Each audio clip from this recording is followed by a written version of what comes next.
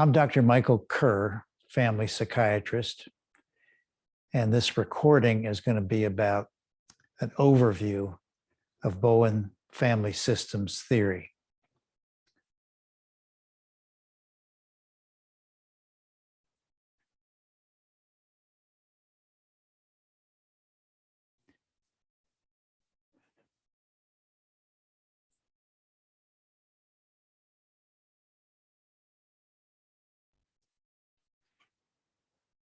Okay, so this is the title slide, of course, a broad overview of Bowen family systems theory.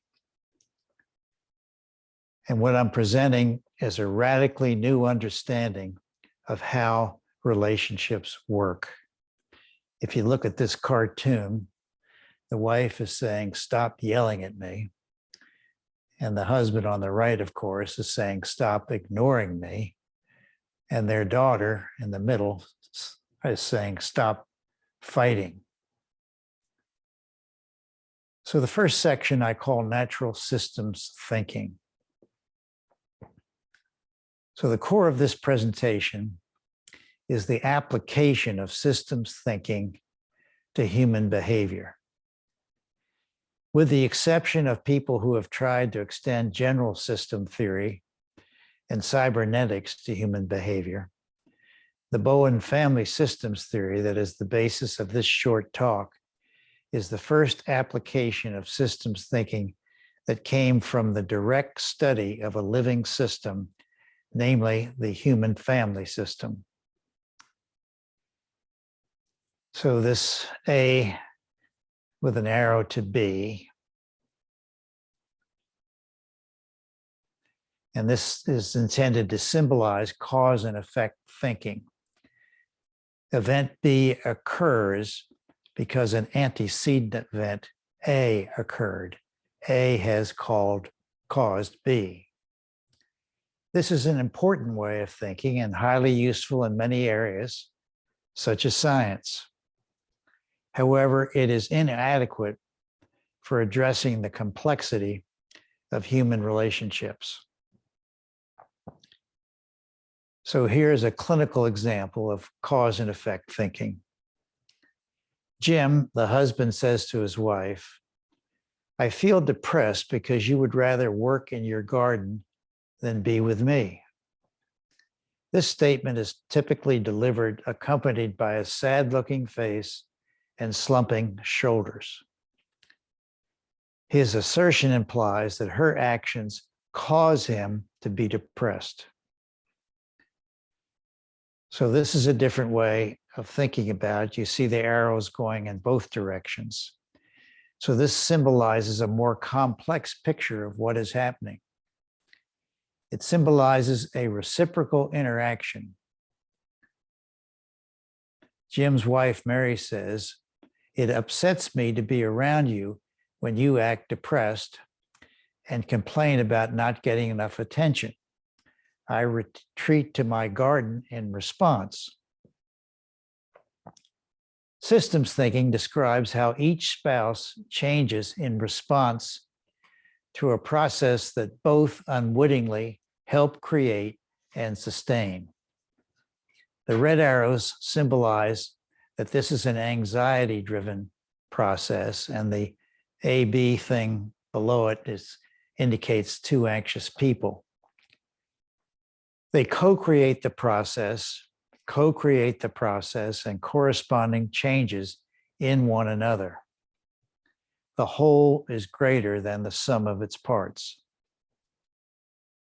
The husband's communications, moods, and behaviors trigger a withdrawal response by his wife, and her withdrawal response triggers a depressed mood in the husband.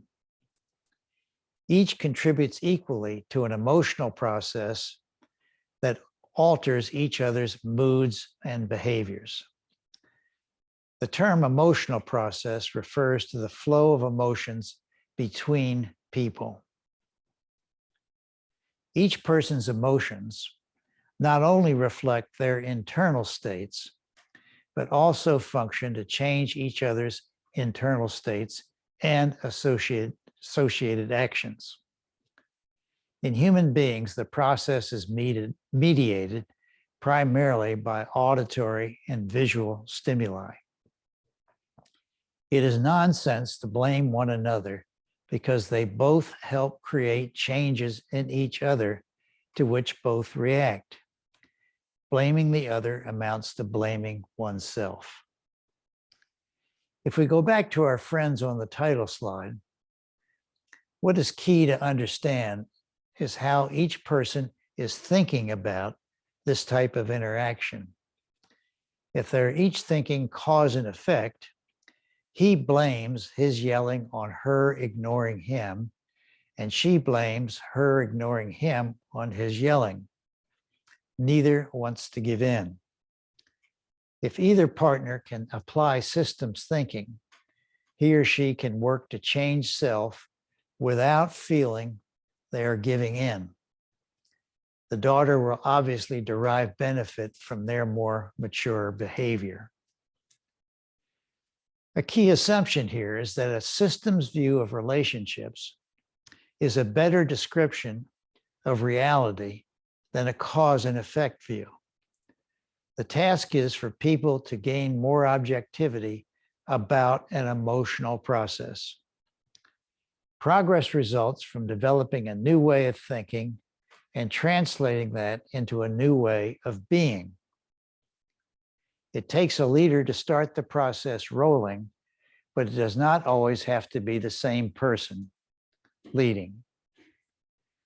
My task as a family systems therapist is to stay objective about what people say and often act out in front of me, ask questions that reflect that objectivity and way of thinking, and thus help them educate themselves to an alternative way of understanding their relationship. When a person can act on the new way of thinking, he or she is being more of a self in the relationship. This means he or she can be more reflective and consider a long-term view. He or she does less automatic reacting and acting to relieve the anxiety of the moment. It may seem easy to make this shift in thinking, but it is not. Cause and effect thinking is a powerful default mode when situations carry some emotional valence. It is much easier to think systems about the cosmos than one's own family.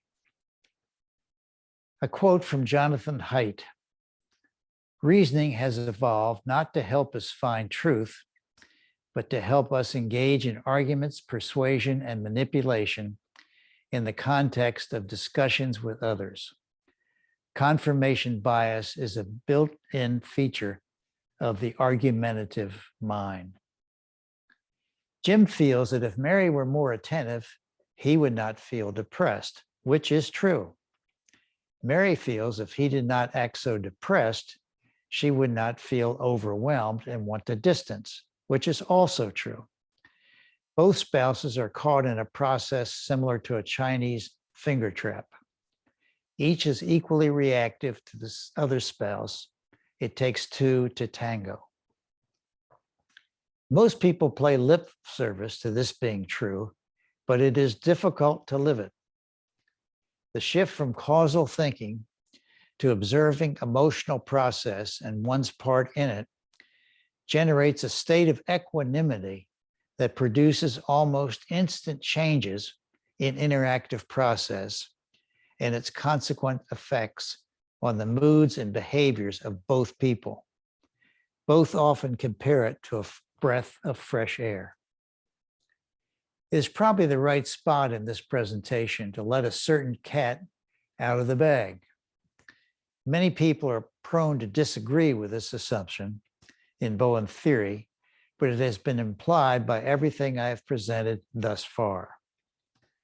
People select marriage partners and friends who match their own level of emotional maturity, or what Bowen theory terms differentiation of self. Are there exceptions? Nowhere nearly as many as people claim. If you embrace this assumption, it is much easier to apply systems thinking to relationships. Cause and effect thinking asks why. Why does the other treat me this way? Maybe he has abandonment issues, he or she, commitment issues, bonding, anger, or bipolar issues. Cause and effect thinking sees the explanation for a person's action within that individual. Systems thinking does not ask why. It focuses on how, what, when, and where. Systems thinking describes functional facts about relationship interactions. In the Jim and Mary story, it is a functional fact that if the husband says things that blame Mary, she retreats in reaction. It is a functional fact that if she retreats, he makes more blaming comments. Functional facts are easy to observe once the observer is thinking systems. Speculations about why Jim makes blaming remarks are of little value and unnecessary. Second part, social cues and the role of chronic anxiety. Charles Darwin. Even when we are alone, how often do we think with pain and pleasure of what others think of us, or their imagined approbation or disapprobation? And this all follows from sympathy, a fundamental element of the social instincts. I call this next two slides the four horsemen of the apocalypse. The original version, conquest, war, famine, and death. And now I introduce attention, approval, expectations, and distress as the four horsemen of the apocalypse. So, for example, in a well-differentiated relationship, it's characterized by high-level self-regulation. There is a low reactivity to the four horsemen: attention, approval, expectations, and distress on both sides. In a poorly differentiated relationship, which I show with dots around the square in the circle instead of a solid line, there's a very high reactivity to attention, approval, expectations, and distress, and the associated uncertainty. That's true on both sides, and that's poorly differentiated relationship. These types of reactivity transcend personality characteristics. They are common to all human beings. A bit about evolution and the emotional system. So you see picture there of a human family, a naked mole rat colony in the upper right-hand corner, a bee colony in the lower left, and a chimpanzee colony. What do these pictures have in common? They're all naturally occurring systems. Living systems are fountains of energy and activity. Bowen theory assumes that the driving forces of this energy and activity reside in the emotional system. The emotional system of Homo sapiens and of all other species have been shaped by their long phylogenetic histories. The emotional systems of all the species on the phylogenetic tree are not composed of identical biological systems and mediated by identical communication signals. However, there are likely more common denominators among the seemingly disparate emotional systems of the myriad species on the planet than is generally thought.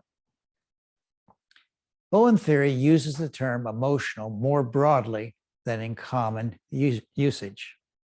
Simple unicellular creatures, such as bacteria, do not have a brain but they are capable of adaptive behavior. The intracellular systems that support and motivate adaptive behavior are part of the bacterial emotional system. Bowen theory conceptualizes that an emotional system was part of living systems long before what people commonly consider as emotions became part of emotional systems. The flow of emotional forces through a family system is an invisible process. You infer their presence by their impact on the emotional functioning of family members. Observing the impact of emotional forces or the emotional field of family members is emphatically mind expanding. I'm going to give an illustrated clinical vignette. There's a family with starting from the left, the father. And as you move to the right, the oldest son, then the mother, and then down below are the two other siblings. And this family, hypothetical family, lives in Peoria, Illinois. He's a successful small business owner. She's a nurse and homemaker. And she has always said to herself, I always felt guilty that I left him, meaning her oldest son, to go back to school when he was just 2 years old. Now the oldest son, is a college grad. He has a good job, and he's living in New York City now for 2 years. The 23-year-old oldest son complains that he does not like to visit his parents because they still treat him like a child. It's like I never left home, he laments. And there's the arrow to the oldest son again. Dr. K, that's me, asks, do you act like a child? He replies vigorously, yes. And that is what I hate most about going home to Peoria from New York City. At this point, the young man thinks his parents cause him to act like a child. He has not reflected on his highly sensitized emotional reactions to his parents, facial expressions, tones of voice, and other nonverbal cues. It is not just what they say, but that is in the mix, of course, too. Furthermore, he has not thought much about what his parents react to in his own behavior and demeanor. I show there the 3 red arrows between the father, the oldest son, and the mother in their interactive process. Emotions flow between the 3 people, particularly when they are in physical contact, but it can happen on the phone or on Skype as well in what is called a triangle pattern. The threesome creates an emotional field that regulates the emotional functioning of each of them. Anxiety drives the process. The process is activated by the high level of emotional reactivity each person has to the other. No victims here. As described earlier, each person reacts to attention, approval, expectations, and distress in others. The level of reactivity in this parental triangle is an unresolved legacy from the years of the son growing up in the family. It is also a legacy of what the parents never resolved with their own parents. Emotionally driven relationship interactions transmit down the generations of every family. Note well, a useful perspective for people to develop if they are trying to change such a process is that the past does not cause the problem in the present. The father, mother, and son repeatedly recreate the problem in the present. Correspondingly, changing the process that unfolds in the present is a high road to resolving issues with the past. As the earlier example of the depressed husband and his distancing wife, It is impossible to discern when this particular chapter of an old process began. The son has planned an obligatory visit home and has been anxious about it for weeks. The mother has likely been excited about seeing a son she wishes she could see more of. The father worries about having another visit that does not meet expectations, particularly for his wife. All three people are primed in their emotional reactivity prior to the visit, whether aware of it or not. A huge source of human chronic anxiety is anticipating situations for which you lack the confidence that you can deal with them to your satisfaction. Many of these situations have to do with relationships inside and outside the family. Peoria Airport. The parents eagerly meet their son at the airport. It is a crisp March day in Peoria. So you see the father, the mother, and the oldest son coming together in that triangle pattern. The mother greets her son warmly, then says, "Why don't you have a coat on? You must be cold." The son bristles, and I show anxiety arising him, which will drive reactivity. He bristles at this comment. The father stiffens as well, but supports his wife. "Yes, your mother is right." So he's anxious too. The son feels hovered over, not treated as an adult. His demeanor gets subdued, anxious and sensitive about his parents thinking he can't make good decisions. Now more anxious too, the mother asks, "Are you sure you feel all right? You don't seem like yourself." More anxious too, the father says to his wife, "He'll be fine." There you go, the mother thinks, minimizing my worries. So now you can see all three people are stirred up with more anxiety. The son is thinking, well, I'll only be here for 2 days, then mercifully back home in New York City. In Bowen theory, we call this a regression in system functioning driven by chronic anxiety. Commonly, the mother's worry and hovering are viewed as the problem, but by the son and the father. The father walks on eggshells with the mother, knowing how easily upset she can get about signs she interprets as unhappiness in her 3 kids, particularly this oldest boy. He tries to do what it takes to keep her happy. The son is often angry that his father mostly seems to take his mother's side. The son has the same deep desire as his father to please his mother, to keep her happy. It's easier that way. The mother is not to blame. She is one of 3 equal participants in an automatic emotional system process. Each has difficulty maintaining a self in the triangle. An important lesson from this vignette that applies to a lot of people is that the mother's guilt about going back to school when their son was 2 years old fueled much of her overprotectiveness. She feared that he had been traumatized by her action. Her putting her son in daycare at an early age is not the problem. His core problem was the difficulty developing a self in the ongoing anxiety-ridden relationship process with the parents. Human beings are sufficiently steeped in individual cause and effect thinking that it is very difficult to shift to a systems view. It requires letting go of individual thinking.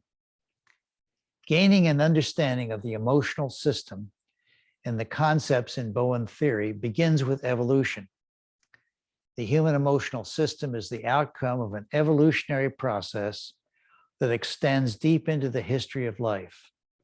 The fundamental forces and patterns that operate in all human families are anchored in the emotional system. The human emotional system has evolved far more sophistication than the emotional systems of less complex life forms. But the large cerebral cortex and elaborate feeling systems of human beings retain critically important connections with parts of the brain that evolved long before the emergence of hominoids, even long before vertebrates. So neuroscientists study the emotional system that exists within the brain of individuals. And it's depicted here as the primitive brain in the lower left corner is involved with self-preservation and aggression. The intermediate brain on the upper left is called the limbic system, and that is a significant part of emotions. And to the right, upper right, the rational brain, the neocortex, that can accomplish intellectual tasks. So, but also important to emphasize, extensive connections exist between the emotional system and both the higher brain and brainstem. These connections make subjectivity part of the emotional system, as well as all functions throughout the body. And I show the arrows there of connection. Bowen theory incorporates neuroscience research, but extends the concept of the emotional system to an individual's important relationship systems. The brain has regulatory processes built into it to regulate its functioning, but the relationship system regulates the brains of each member as well. The relationship system can regulate the functioning of each family member's genes. So here depicting it, the communication mediated through the five senses, hearing and vision being the two primary ones, and arrows going back and forth between all these individuals, say in a family unit. So the emotional system motivates behavior, but if you study the relationship, this is the way to see the way it's expressed. The triangle is called in Bowen theory the molecule of an emotional system. This quote has always tickled my fancy. A dysfunctional family is any family with more than one person in it. And that's written by Mary Kerr, who's written several books about examining her family. So what is it about human nature that creates the core dilemma of human relationships? There's a powerful need for emotional closeness and also an allergy to too much of it. It makes a two-person system inherently unstable. It's solved with a triangle, two insiders and an outsider, kind of the we-they phenomenon. So looking at this family, again, I've made several references to the parental triangle in the clinical vignette. The triangle is one of four patterns of emotional functioning described by Bowen theory. The triangle is so basic, it is referred to as the molecule of an emotional system. It is the smallest stable relationship system in that anxiety generated in a family or other system can shift around the three relationships. A number of facets play out in triangles, but the most basic one is two people reducing tensions in their relationship by focusing on a third. Two parents, say, on a son. The problem is that it impairs the functioning of the third.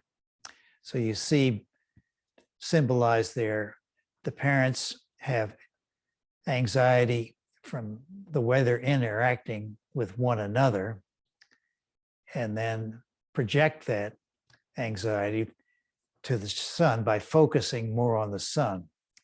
If the son is a child, if the third is a child, he develops less self and is quite vulnerable to chronic anxiety.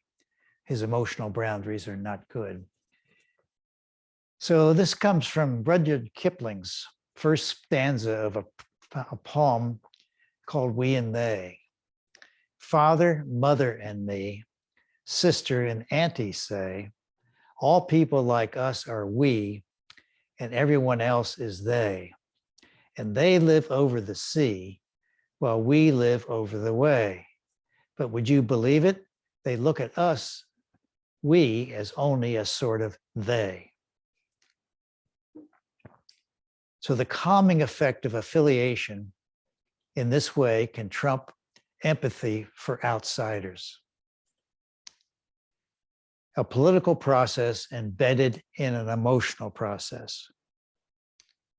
So again, you have the powerful need for emotional closeness, an allergy to too much of it. It makes the two-person system inherently unstable. It's solved with a triangle, two insiders and an outsider, the we-they phenomenon. The higher the basic levels of differentiation, the more adaptive people are in managing this instinctually rooted dilemma. The lower the basic levels of differentiation, the greater likelihood of polarization, conflict, and clinical dysfunction. Quick review of the patterns of emotional functioning and symptom development.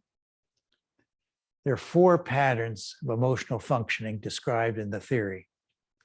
The triangle, dominant-subordinate interactions, emotional conflict, and emotional distance. And these are all anchored in biological processes. So the patterns operate in all families across all cultures. They are anchored in the emotional system, but also have feeling and psychological components. If chronic anxiety elevates sufficiently in a family system, it intensifies the activity of one or more patterns that governs where clinical problems surface in a family system. On the left, it's played out in marital conflict. In the middle, the wife is the dominant one, the husband is more adaptive and vulnerable to absorbing chronic anxiety in their relationship through these dominant subordinate interactions that generate anxiety that can then fuel symptoms.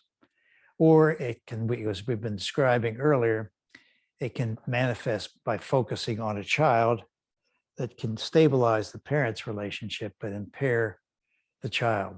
That's the triangle. So anxiety is bound or compartmentalized in one part of the system, presumably to preserve the stability of the system as a whole. The process can stabilize a family for many years, but symptoms will likely emerge eventually, such as when it is time for the most involved child to move on into the adult world. His or her lack of self manifests in anxiety in the young adult and in anxiety in the family. The buildup of chronic anxiety can drag the family functioning down.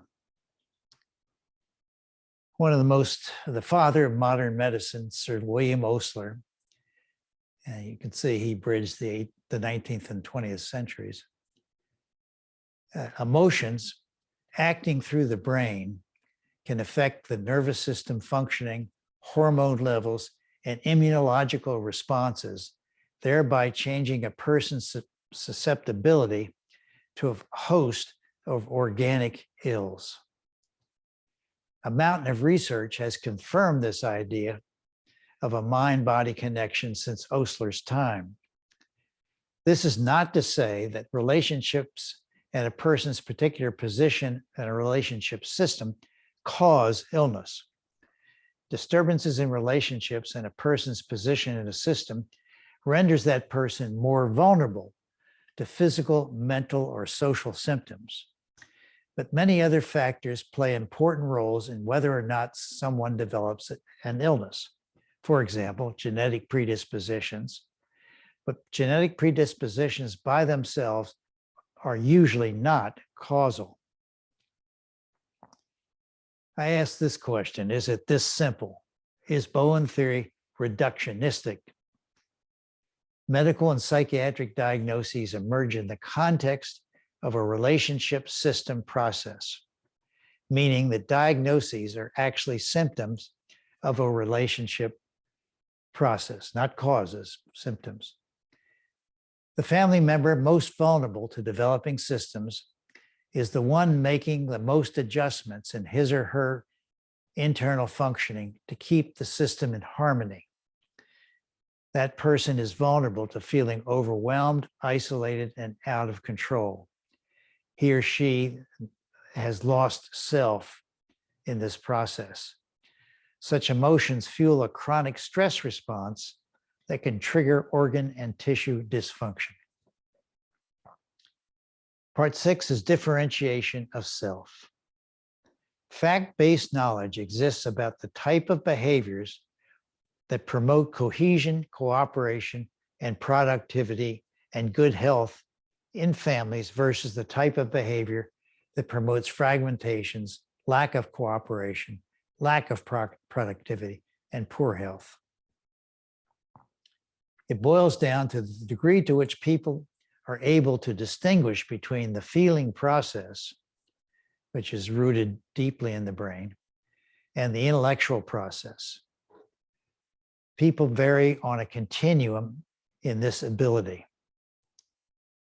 So Bowen theory calls this differentiation, or the degree of integration of the self. An integrated response is one informed by both objective thinking and feelings. It is not a merging of thinking and feeling, but it is more like a cooperative team. The theory postulates two opposing basic life forces. One is a built-in growth force toward individuality and the differentiation of a separate self, and the other an equally intense emotional closeness. Differentiation of self is roughly equivalent to emotional maturity. One way to describe emotional maturity is the ability to be present and accounted for, to be in good emotional contact with important others in important relationship systems, particularly during challenging or stressful times. The person can rein in the temptation to withdraw and also can respect the emotional boundaries of others. People violate emotional boundaries by intruding into the life space of others, such as by giving in to others' immature expectations and demands, or imposing one's will on others in subtle and not so subtle ways. The ability to have mature connections with others depends on having a well-developed self.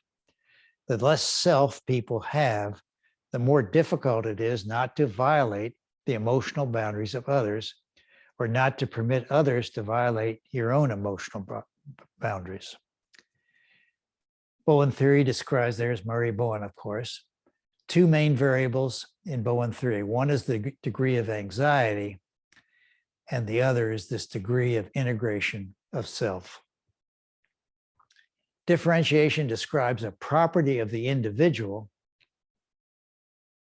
So, for example, I circle that female in the leftish side of the diagram with a solid line indicating that she has a pretty good solid self compared to the others. So anxiety describes a property of the emotional field. So anxiety is very contagious around the family. This redness depicts the emotional field getting more anxious, but the person there for a while being able to withstand that, but then her boundaries decline and she gets sucked into it too. So that's a decline in functional level of differentiation. But if she can get her act together and pull up and not get caught in all this relationship process, it can pull the system up.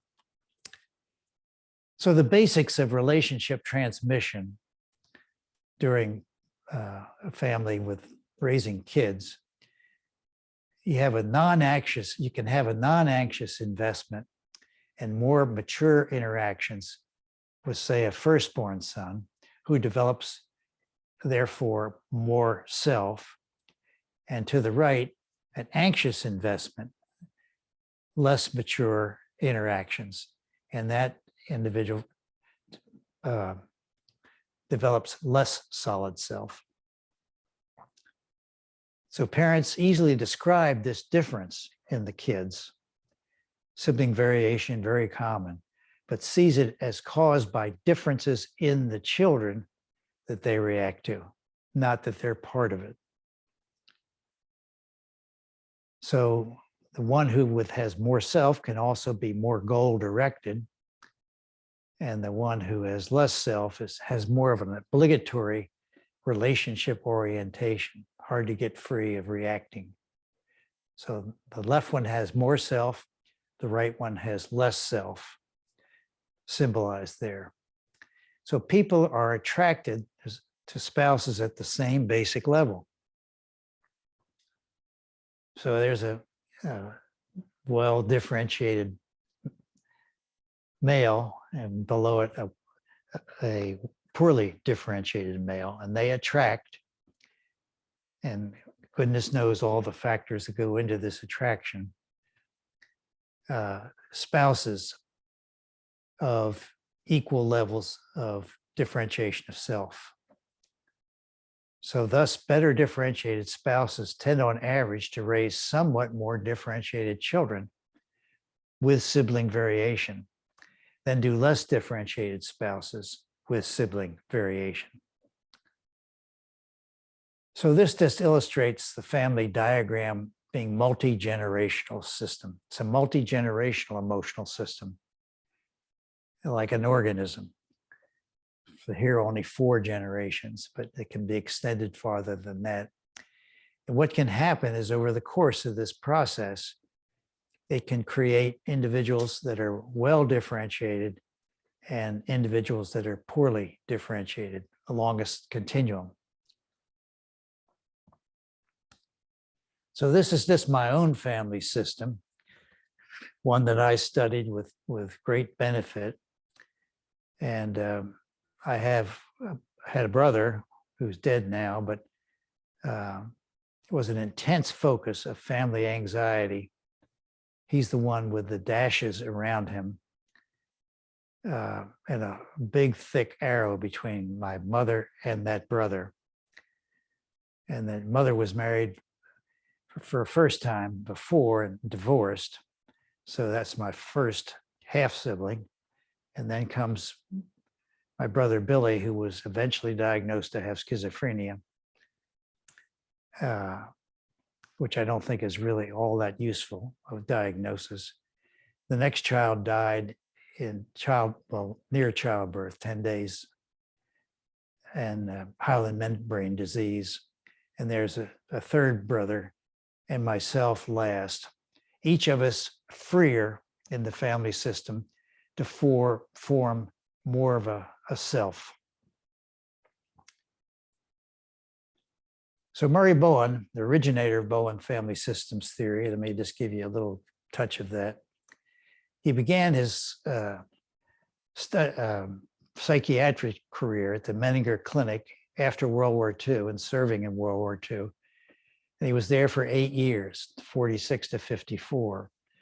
Then he went to the National Institutes of Mental Health for 5 years to conduct a family study project. And then he moved on to the Georgetown University School of Medicine Department of Psychiatry and was there from 1959 until his death. A final thought. We human beings have a lot less autonomy in our emotional functioning than we generally like to think.